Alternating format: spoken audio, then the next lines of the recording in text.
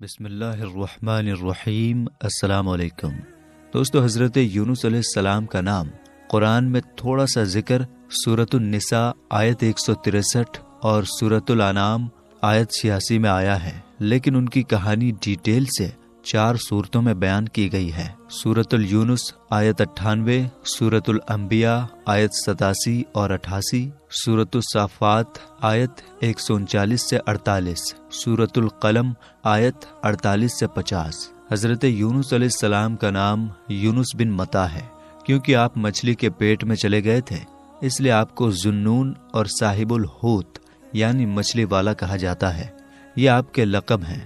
حضرت یونس علیہ السلام پر کوئی خاص کتاب یا صحیفہ نازل نہیں ہوا، لیکن اللہ نے وحی کے ذریعے آپ پر کچھ حکم ضرور بھیجے، جیسے کہ قرآن میں بیان کیا گیا ہے، جس کا ترجمہ ہے: بے شک اے حبیب، ہم نے تمہاری طرف وحی بھیجی، جیسے ہم نے نوح اور اس کے بعد پیغمبروں کی طرف بھیجی، اور ہم نے ابراہیم اور اسماعیل اور اسحاق اور یعقوب اور ان کے بیٹوں اور عیسیٰ اور ایوب اور یونس اور ہارون اور سلیمان کی طرف وحی فرمائی۔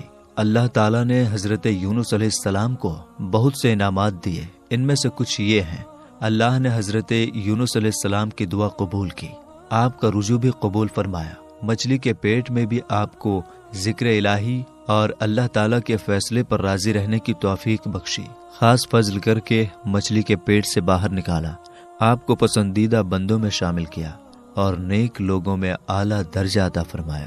حضرت یونس علیہ السلام کی قوم موصل کے علاقے نینوا میں رہتی تھی، اور یہ قوم کفر اور شرک میں ڈوبی رہتی تھی۔ اللہ تعالیٰ نے حضرت یونس علیہ السلام کو ان کی طرف رسول بنا کر بھیجا تاکہ وہ انہیں سچائی کی طرف بلائیں۔ حضرت یونس علیہ السلام نے انہیں کئی دنوں تک بتایا کہ اللہ ایک ہے، تم لوگ کفر اور شرک کرنا چھوڑ دو، لیکن وہ لوگ نہ مانے۔ جب حضرت یونس علیہ السلام نے دیکھا کہ لوگ نہیں مان رہے تو انہوں نے اللہ سے دعا کی کہ ان پر عذاب نازل کر دے۔ اس پر ان سے فرمایا گیا، آپ انہیں خبر دے دیں کہ 3 دن بعد صبح کے وقت ان پر عذاب نازل ہو جائے گا۔ پھر حضرت یونس علیہ السلام نے قوم کو بتایا کہ 3 دن بعد عذاب آ جائے گا۔ جب لوگوں نے سنا کہ حضرت یونس علیہ السلام نے کہا ہے کہ عذاب 3 دن بعد آئے گا، تو ان لوگوں نے آپس میں کہا، حضرت یونس علیہ السلام نے کبھی کوئی بات غلط نہیں کہی ہے، دیکھو اگر حضرت یونس علیہ السلام رات میں یہاں رکے تو عذاب نہیں آئے گا، لیکن اگر وہ رات میں یہاں نہ رکے تو عذاب ضرور آئے گا۔ جب رات آئی تو حضرت یونس علیہ السلام وہاں سے چلے گئے۔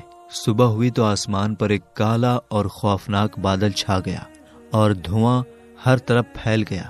لوگوں نے دیکھا کہ عذاب آ رہا ہے تو ان لوگوں نے حضرت یونس علیہ السلام کو تلاش کیا، مگر وہ نہیں ملے۔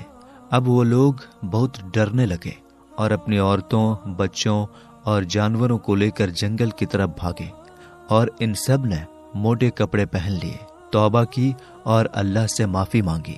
سب نے روتے ہوئے اللہ کے سامنے دعا کی کہ جو دین حضرت یونس علیہ السلام لائے ہیں ہم اس پر ایمان لاتے ہیں۔ چنانچہ انہوں نے سچی توبہ کی اور جو جرم ان سے ہوئے تھے انہیں دور کیا، دوسروں کا مال واپس کیا، یہاں تک کہ اگر دوسرے کا ایک پتھر کسی کی بنیاد میں لگ گیا تھا تو بنیاد اکھاڑ کر وہ پتھر نکال دیا اور واپس کر دیا۔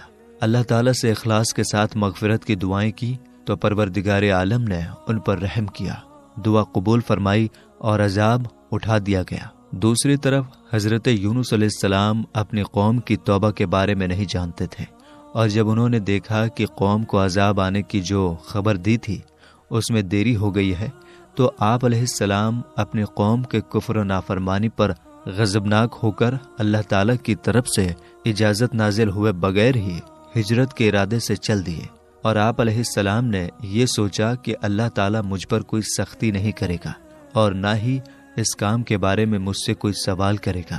حضرت یونس علیہ السلام کے ہجرت اور ناراض ہونے کی ایک وجہ یہ بھی تھی کہ وہ لوگ اس انسان کو مار ڈالتے تھے جس کا جھوٹا ہونا ثابت ہو جاتا تھا، لیکن آپ علیہ السلام یقیناً سچے تھے، کیونکہ آپ نے اللہ کی طرف سے ہی انہیں بتایا تھا کہ اگر تم نے میری بات نہیں مانی تو تم پر اللہ کا عذاب آئے گا، لیکن کیونکہ اس وقت عذاب نہیں آیا تھا تو قوم کی نظر میں آپ کی بات صحیح ثابت نہیں ہوئی۔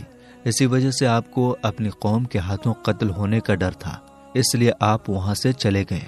حالانکہ آپ نے عذاب کا ذکر کیا تھا، لیکن انہیں کوئی طے وقت نہیں بتایا تھا جس سے قوم آپ کو جھوٹا نہیں کہہ سکتی تھی۔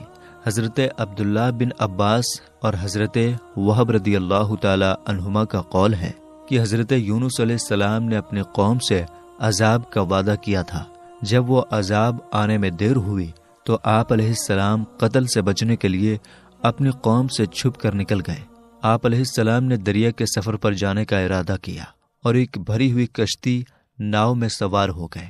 جب وہ کشتی دریا کے بیچ پہنچی تو اچانک رک گئی اور رکنے کی کوئی ظاہری وجہ نظر نہیں آ رہی تھی۔ ملاحوں یعنی ناؤ چلانے والوں نے کہا، اس کشتی میں کوئی غلام ہے جو اپنے مالک سے بھاگا ہوا ہے۔ قرعہ اندازی یعنی چٹھی ڈال کر فیصلہ کرنے سے پتہ چل جائے گا کہ وہ کون ہے۔ اس لیے قرعہ اندازی کی گئی اور اس میں حضرت یونس علیہ السلام کا ہی نام نکلا۔ اس پر آپ علیہ السلام نے فرمایا کہ میں ہی وہ غلام ہوں۔ اس کے بعد آپ علیہ السلام پانی میں ڈال دیے گئے، کیونکہ ان لوگوں کا رواج تھا کہ جب تک بھاگا ہوا غلام دریا میں ڈبا نہ دیا جائے تب تک کشتی آگے نہیں چلتی تھی۔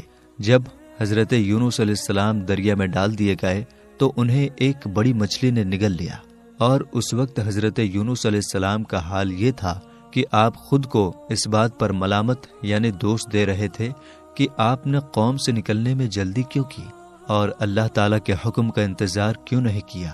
مروی ہے کہ اللہ تعالیٰ نے مچھلی کو الہام فرمایا، میں نے حضرت یونس علیہ السلام کو تیرے لیے غذا نہیں بنایا بلکہ تیرے پیٹ کو اس کے لیے قید خانہ بنایا ہے، لہٰذا تم نہ تو ان کی کوئی ہڈی توڑنا اور نہ ہی ان کے گوشت کو کاٹنا۔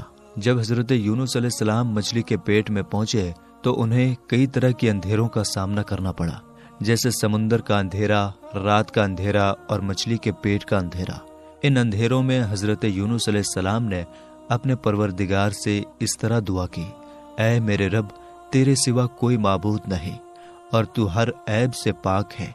بے شک مجھ سے بھیجا ہوا کہ میں اپنی قوم سے تیرا اذن اور اجازت پانے سے پہلے ہی جدا ہو گیا۔ اللہ تعالیٰ نے حضرت یونس علیہ السلام کی پکار سن لی اور ان کی دعا قبول کر لی۔ پھر انہیں اکیلے پن اور ڈر سے چھٹکارا دیا اور مچھلی کو حکم دیا کہ وہ حضرت یونس علیہ السلام کو دریا کے کنارے چھوڑ دیں۔ مچھلی نے انہیں اپنے پیٹ سے نکال کر کنارے پر چھوڑ دیا۔ جب حضرت یونس علیہ السلام نے دعا مانگی تو اللہ تعالیٰ نے انہیں مچھلی کے پیٹ سے نکال کر میدان میں ڈال دیا، اور مچھلی کے پیٹ میں رہنے کی وجہ سے آپ ایسے کمزور، دبلے پتلے اور نازک ہو گئے تھے جیسے بچہ پیدائش کے وقت ہوتا ہے۔ آپ علیہ السلام کے جسم کی خال نرم ہو گئی تھی اور بدن پر کوئی بال باقی نہ رہا تھا۔ اللہ تعالیٰ کا ارشاد ہے، ترجمہ، پھر ہم نے اسے میدان میں ڈال دیا اور وہ بیمار تھا۔ حضرت یونس علیہ السلام مچھلی کے پیٹ میں کتنے دن رہے، اس کے بارے میں الگ الگ باتیں کہی گئی ہیں۔ کچھ کہتے ہیں کہ وہ اسی دن نکالے گئے، کچھ کہتے ہیں 3 دن، کچھ 7 دن، کچھ 20 دن اور کچھ کہتے ہیں کہ 40 دن کے بعد مچھلی کے پیٹ سے نکالے گئے۔ جس جگہ حضرت یونس علیہ السلام مچھلی کے پیٹ سے باہر آئے تو وہاں کوئی چھاؤں نہیں تھا، یعنی سایہ نہیں تھا، تو اللہ تعالیٰ نے ان کی حفاظت کے لیے اور انہیں مکھیوں سے بچانے کے لیے وہاں کدو کا پودا اگا دیا۔ اس کے علاوہ اللہ کے حکم سے روز ایک بکری آتی اور اپنا تھن حضرت یونس علیہ السلام کے منہ میں دیتی، جس سے آپ صبح اور شام دودھ پیتے تھے۔ اسی طرح دھیرے دھیرے آپ کی مبارک چمڑی مضبوط ہو گئی، بال واپس اگ آئے اور آپ کا شریر طاقتور ہو گیا۔ اللہ تعالیٰ نے حضرت یونس علیہ السلام کو دوبارہ موصل کی زمین پر قوم نینوا کے 1 لاکھ اور اس سے کچھ زیادہ لوگوں کے پاس بہت عزت و احترام کے ساتھ بھیجا۔ ان لوگوں نے عذاب کے نشان دیکھ کر توبہ کر لی تھی۔ پھر جب حضرت یونس علیہ السلام دوبارہ وہاں تشریف لائے تو وہ لوگ پوری طرح آپ پر ایمان لے آئے۔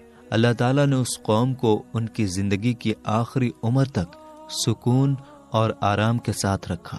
علامہ عبد المصطفیٰ اعظمی رحمۃ اللہ علیہ فرماتے ہیں کہ حضرت یونس علیہ السلام کی مشکل حالات سے ہمیں یہ سبق ملتا ہے کہ اللہ تعالیٰ اپنے خاص بندوں کو الگ الگ قسم کے امتحان میں ڈالتا ہے، لیکن جب بندے ان امتحان میں صبر اور مضبوطی کے ساتھ کھڑے رہتے ہیں اور مصیبتوں کے بیچ بھی اللہ کو یاد کرنا نہیں چھوڑتے، تو اللہ جو سب سے زیادہ رحم کرنے والا ہے اپنے بندوں کی مدد ایسے طریقوں سے کرتا ہے کہ کوئی سوچ بھی نہیں سکتا۔ سوچئے، جب حضرت یونس علیہ السلام کو کشتی والوں نے سمندر میں پھینک دیا تو ان کی جان بچنے کا کون سا راستہ بچا تھا؟ پھر جب مچھلی نے انہیں نگل لیا تو ان کی زندگی کا کون سا سہارا رہ گیا تھا؟ لیکن اسی مشکل حالات میں جب انہوں نے آیت کریمہ کا وظیفہ پڑھا تو اللہ تعالیٰ نے انہیں مچھلی کے پیٹ میں بھی زندہ اور محفوظ رکھا۔ پھر اللہ تعالیٰ نے انہیں مچھلی کے پیٹ سے نکال کر ایک میدان میں پہنچا دیا اور تندرستی کے ساتھ ان کی قوم اور وطن میں پہنچا دیا۔ ان کی تبلیغ کی وجہ سے 1 لاکھ سے زیادہ لوگوں کو ہدایت مل گئی۔ حضرت عبداللہ رضی اللہ تعالی عنہ سے روایت ہے، حضور اکرم صلی اللہ تعالی علیہ وسلم نے ارشاد فرمایا، تم میں سے کوئی ہرگز یہ نہ کہے کہ میں حضرت یونس علیہ السلام سے افضل ہوں۔ یہاں لفظ میں 2 احتمال ہیں۔ نمبر 1، اس سے مراد نبی کریم صلی اللہ تعالی علیہ وسلم کی ذات مبارکہ ہے۔ اس صورت میں حدیث پاک کے 3 محمل ہیں۔ نمبر 1، یہ فرمان اس وقت کا ہے جب آپ صلی اللہ تعالی علیہ وسلم کو حضرت یونس علیہ السلام سے اپنے افضل ہونے کا علم نہ تھا، اور جب معلوم ہوا تو اس وقت فرمایا، میں اولاد آدم کا سردار ہوں۔ نمبر 2، یہاں یہ نہیں فرمایا کہ حضرت یونس علیہ السلام ان سے یا دیگر انبیاء علیہم السلام سے افضل ہیں، بلکہ خود کو ان سے افضل کہنے سے منع کیا، اور یہ حضور اکرم صلی اللہ تعالی علیہ وسلم کی عاجزی و انکساری کی دلیل ہے، نہ کہ حضرت یونس علیہ السلام کے حضور صلی اللہ تعالی علیہ وسلم سے افضل ہونے کی۔ نمبر 3، آپ صلی اللہ تعالی علیہ وسلم نے یہ بات اس لیے فرمائی تاکہ قرآن کریم میں حضرت یونس علیہ السلام کے بیان کردہ واقعے کو بنیاد بنا کر کوئی جاہل آپ علیہ السلام کا مقام کم ہونے کا خیال نہ کرے۔ علماء فرماتے ہیں، حضرت یونس علیہ السلام نے جو کیا اور جو کچھ ان کے ساتھ ہوا، اس کی وجہ سے آپ علیہ السلام ذرہ بھر بھی مقام نبوت سے نیچے نہیں آئے۔ نمبر 2، لفظ میں سے مراد ہر کہنے والا ہے۔ اس صورت میں حدیث پاک کا مطلب یہ ہوگا کہ کوئی امتی عبادت، علم اور ان کے علاوہ دیگر فضائل میں اگرچہ کتنے ہی بڑے مقام تک پہنچ جائے، لیکن وہ درجہ نبوت کو نہیں پا سکتا۔ اس لیے کوئی بندہ خود کو حضرت یونس علیہ السلام سے افضل نہ کہے، کیونکہ وہ نبی ہے اور تو نبی نہیں ہے۔ اس کی تائید اس حدیث پاک سے بھی ہوتی ہے جس میں ارشاد فرمایا، کسی بندے کو لائق نہیں کہ وہ کہے میں حضرت یونس بن متی سے افضل ہوں۔ حضرت سعد بن مالک رضی اللہ تعالی عنہ سے روایت ہے، رسول اللہ صلی اللہ تعالی علیہ وسلم نے ارشاد فرمایا، کیا میں تمہاری اللہ کے اس اسم اعظم کی طرف رہنمائی نہ کروں جس کے ساتھ جب بھی دعا کی جائے تو وہ قبول ہو جائے، اور جب سوال کیا جائے تو عطا ہو جائے؟ وہ حضرت یونس علیہ السلام کی دعا لا الہ الا انت سبحانک انی کنت من الظالمین ہے، جو انہوں نے اندھیروں میں 3 بار کی تھی۔ ایک شخص نے عرض کیا، یا رسول اللہ صلی اللہ تعالی علیہ وسلم، یہ حضرت یونس علیہ السلام کے ساتھ خاص تھی یا تمام مسلمانوں کے لیے ہے؟ آپ صلی اللہ تعالی علیہ وسلم نے ارشاد فرمایا،